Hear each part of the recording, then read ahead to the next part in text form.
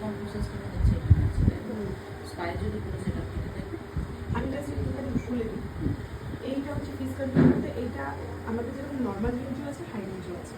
এটা হচ্ছে একদম নর্মাল রেঞ্জ, যেটা হচ্ছে যে কোনো হেয়ার আপনি দিতে পারে। এটার দাম হচ্ছে 575 টাকা।